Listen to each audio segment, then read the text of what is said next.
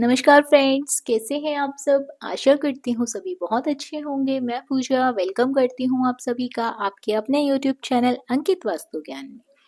Friends, क्या आप लोग जानते हैं शनिदेव को ग्रहों का राजा कहा जाता है। भगवान भोलेनाथ ने इन्हें स्वयं न्याय के देवता की उपाधि दी है।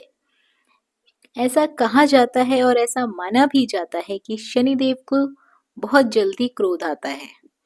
इसी क्रोध के कारण अपने पिता सूर्यदेव से इनकी नाराजगी बनी रहती है। इनके क्रोध से बचने की कोशिश करते हैं हम सभी लोग, वरना हम सभी पे मुसीबतों का पहाड़ पड़ सकता है, टूट सकता है। इसीलिए इन्हें प्रसन्न करने के लिए कई लोग शनिवार का व्रत भी रखते हैं। व्यक्ति शनि दोष से बचने के लिए, उन्हें शांत रखने के लिए, शनिदेव के प्रकोप से बचने के लिए अनेकों तरह के उपाय भी करते हैं। यदि किसी की कुंडली में शनि ग्रह लग जाए तो वह व्यक्ति को बहुत कष्ट देता है। लेकिन जो लोग शनिदेव की श्रद्धा भाव से, भक्ति भाव से पूजा आराधना करते हैं, उनके व्रत करते हैं, नियमित रूप से उन्हें तेल अर्पित करते हैं, सरसों के तेल का दीपक जलाते हैं, शनिदेव उन पर प्रसन्न होते हैं और उनके दोष उन्हें नहीं लगते हैं। साथ ही शनिदेव की कृपा उन पर हमेशा बरसती है। शनि जब कुंडली से जाता है तो मनुष्य को कुछ ना कुछ देते हुए जाता है। यदि आप लोगों ने अच्छे कर्म किए हैं, शनिदेव की पूजा की है, तो अच्छी चीजें देके जाता है, कोई खुशखबरी देके जाता है।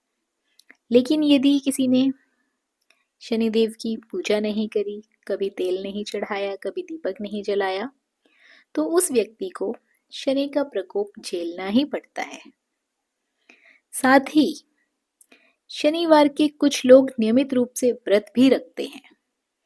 यदि आप लोग व्रत ना रख पाए तो उन्हें शनिवार के दिन तेल अर्पण जरूर करें। शनिवार के दिन कुछ उपाय किए जाते हैं, उसका वीडियो मैंने अलग से बनाया हुआ है, लिंक आपको डिस्क्रिप्शन बॉक्स में दे दिया जाएगा, आप वहां से चेक कर सकते हैं। इसके साथ ही शनिदेव के व्रत यदि आप नहीं कर पाए, मैं फिर बता रही हूँ, आपको कथा जरूर सुननी चाहिए। आप पूजा कर लें, कथा सुन लें, तो भी आपके ऊपर शनिदेव की कृपा बनी रहेगी। क्योंकि ऐसा माना जाता है कि यदि आपका स्वास्थ्य ठीक नहीं है, आप शनिवार के व्रत ना रख पाए, तो आप पूजा करके कथा श्रवण कर लें, कथा सुन लें, तो आपको पुण्य फलों की प्राप्ति होती है, शनिदेव का आशीर्वाद प्राप्त होता है। तो चलिए फ्रेंड्स, कथा शुरू करते हैं। कथा को अंत तक जरूर सुनिएगा। आशा करती हूँ ये कथा आपको पसंद आएगी। पसंद आए तो वीडियो को लाइक और शेयर जरूर करें। और यदि आप हमारे चैनल पर पहली बार आए हैं, पहली बार ये कथा सुन रहे हैं, इस तरह की जानकारियां आपको भी अच्छी लगती हैं, तो चैनल को सब्सक्राइब अवश्य कर लें। कथा कुछ इस प्रकार है। एक बार सभी 9 ग्रहों सूर्य, चंद्र, मंगल, बुध, बृहस्पति, शुक्र, शनि और राहु केतु में बहस हो रही थी कि कौन सा ग्रह सबसे बड़ा है। सब आपस में लड़ने लगे। तभी सभी देवराज इंद्र के पास पहुंच गए।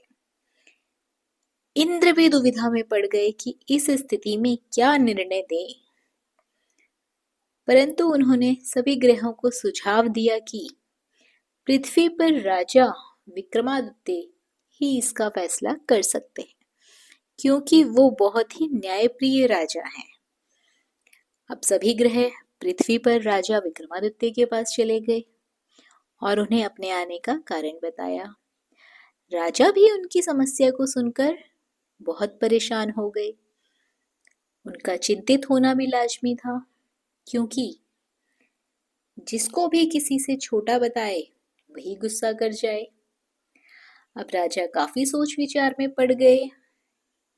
सोच विचार करके उन्होंने एक उपाय निकाला।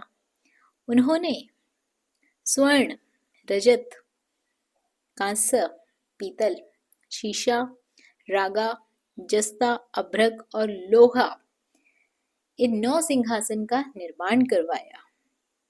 उन्हें उपयुक्त क्रम में रख दिया गया और सभी ग्रहों से निवेदन किया कि वे अपने अपने क्रम अनुसार सिंहासन पर आसन ग्रहण करें। शर्त रखी गई कि सबसे अंतिम में सिंहासन पर जो आसन ग्रहण करेगा वही सबसे छोटा माना जाएगा, जिसकी वजह से शनिदेव सबसे बाद में आसन प्राप्त कर सके और सबसे छोटे कहलाए। क्रोध के आवेश में आकर शनिदेव ने सोचा कि राजा ने ये सब जानबूझकर किया है। कुपित होकर राजा से कहा कि राजा, तू मुझे नहीं जानता। सूर्य 1 राशि 1 महीना, चंद्रमा 1.25 महीने, 2.25 महीने 2 दिन, मंगल 1.5 महीना, बृहस्पति 13 महीने, बुध और शुक्र 1-1 महीने विचरण करते हैं, लेकिन मैं 2.5 से 2.5 7 साल तक रहता हूं। मैंने बड़े बड़े का विनाश किया है। श्री राम की 6.5 आने पर उन्हें जंगल जंगल भटकना पड़ा था। रावण की आने पर लंका को बांदरों की सेना से उसको परास्त होना पड़ा था। क्रोधित शनिदेव ने राजा से कहा कि अब आपको सावधान रहने की जरूरत है। इतना कहकर शनिदेव कुपित अवस्था में वहां से चले गए। समय गुजरता गया और काल चक्र का पहिया घूमते घूमते राजा की 6.5 आ गई। तब शनिदेव घोड़ों को सौदागर बनाकर राजा के राज्य में गए। उनके साथ अच्छे नस्ल के बहुत सारे घोड़े थे। जब राजा को सौदागर के घोड़ों का पता चला तो अश्वपाल को अच्छे घोड़े खरीदने के लिए भेजा गया। अश्वपाल ने कई अच्छे घोड़े खरीदे। इसके अलावा सौदागर ने उन्हें उपहार स्वरूप एक सर्वोत्तम नस्ल के घोड़े का राजा की सवारी हेतु दिया। राजा विक्रमादित्य जैसे ही उस घोड़े पर बैठे, वह सरपट वन की ओर भागने लगा। जंगल के अंदर पहुंचकर वे घोड़ा गायब हो गया। अब क्या था, भूखा प्यासा राजा जंगल में भटकने लगा। अचानक उन्हें एक ग्वाला दिखाई दिया, जिसने राजा की प्यास बुझाई। राजा ने प्रसन्नता से आकर खुश होकर अपनी अंगूठी उस ग्वाले को देकर वे नगर की ओर चले गए। वहां एक सेठ की दुकान पर पहुंचकर उन्होंने जल ग्रहण किया, अपना नाम विका बताया। भाग्यवश उस दिन सेठ की खूब आमदनी हुई। सेठ खुश होकर अपने साथ उन्हें घर लेकर गया। सेठ के घर में खूंटी पर एक हार टंगा हुआ था, जिसको खूंटी निगल रही थी। कुछ ही देर पर हार पूरी तरह से गायब हो गया। सेठ वापस आया तो हार गायब था। उसे लगा कि वीका ने ही उसे चुराया है। सेठ ने वीका को कोतवाल से पकड़वा दिया और दंड स्वरूप राजा उसे चोर समझकर हाथ पैर कटवा दिए। अपंग अवस्था में उसे नगर के बाहर फेंकवा दिया गया। तभी वहां से एक तेली निकल रहा था, जिसको वीका पर दया आ गई। उसने वीका को अपनी गाड़ी में बिठा लिया और वीका अपनी जीप से बैलों को हाँकने लगा। कुछ समय के बाद राजा की शनि दशा समाप्त हो गई। वर्षा काल आने पर वीका मल्हार गाने लगा। एक नगर की राजकुमारी मन भावनी ने मल्हार सुनकर मन ही मन प्रण कर लिया कि जो भी इस राग को गा रहा होगा वह तो उसी से विवाह करेगी। उन्होंने दासियों को उसे खोजने के लिए भेज दिया, परंतु वापस आकर सभी ने उसे बताया कि वह एक अपंग आदमी है। राजकुमारी यह जानकर भी नहीं मानी और अगले दिन वह अनशन पर बैठ गई। जब लाख समझाने पर राजकुमारी नहीं मानी, तब राजा ने उस तेली को बुलवा भेजा और वीका से विवाह की तैयारियां शुरू करने को कहा। वीका से राजकुमारी का विवाह हो गया। एक दिन वीका के स्वप्न में शनिदेव ने आकर कहा कि देखा राजन, तुमने मुझे छोटा बताकर कितना दुख झेला है। राजा ने क्षमा मांगते हुए हाथ जोड़कर कहा कि हे शनिदेव, जैसा दुख मुझे दिया है वैसा किसी और को मत देना। शनिदेव इस विनती को मान गए और कहा कि मेरे व्रत और कथा से तुम्हारे सारे कष्ट दूर हो जाएंगे। जो भी नित्य मेरा ध्यान करेगा, चींटियों को आटा डालेगा, उसकी सभी मनोकामनाएं पूर्ण होंगी। शनिदेव ने राजा को हाथ पैर वापस दिए। दूसरे दिन राजकुमारी की जब आंख खुली तो वह आश्चर्यचकित हो गई। विका ने मन भावनी को बताया कि वह उज्जैन का राजा विक्रमादित्य है। मन भावनी खुशी से फूले नहीं समा रही थी। राजा और नगरवासी सभी अत्यंत प्रसन्न हुए। सेठ ने जब ये बात सुनी तो पैरों पर गिरकर क्षमा मांगने लगे। राजा ने कहा कि ये सब मुझे शनिदेव के प्रकोप से प्रभाव से हुआ था, इसमें किसी का कोई दोष नहीं है। सेठ ने निवेदन करते हुए कहा कि मुझे शांति तभी मिलेगी जब आप मेरे घर चलकर भोजन ग्रहण करेंगे।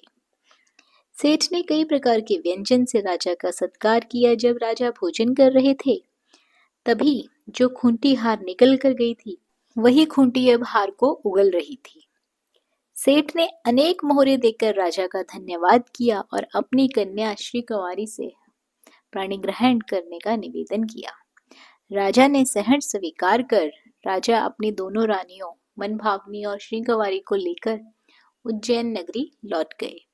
सारे नगर में दीपमाला और खुशी मनाई गई। राजा ने घोषणा करते हुए कहा कि मैंने शनिदेव को सबसे छोटा बताया था, लेकिन असल में सबसे सर्वोपरि तो वही है।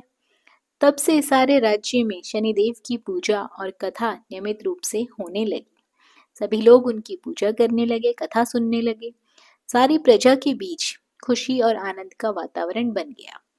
शनिदेव के व्रत की कथा जो भी व्यक्ति सुनता है या पढ़ता है, उसके सभी दुख दरिद्र दूर हो जाते हैं। शनिदेव की उन पर कृपा बनी रहती है। तो फ्रेंड्स, आशा करती हूँ ये कथा आपको पसंद आई होगी। उम्मीद करती हूँ कि शनिदेव की पूजा भी आप भी लोग भी करेंगे, ताकि हम सबके कष्ट दूर हो सके। शनिवार के दिन सरसों का तेल शनिदेव को अर्पित किया जाता है। एक दीपक जरूर जलाएं, उसमें काले तिल, काली उड़द, काली दाल और एक सिक्का शनिदेव को जरूर अर्पित करें। ऐसा करने से शनिदेव के प्रकोप से बचा जा सकता है। अन्य उपायों के लिए आप हमारी दूसरी वीडियो देख सकते हैं। तो फ्रेंड्स, वीडियो को लाइक और शेयर करना बिल्कुल ना भूलिए। साथ ही चैनल पर पहली बार आए हैं तो चैनल को सब्सक्राइब कर लीजिए। धन्यवाद।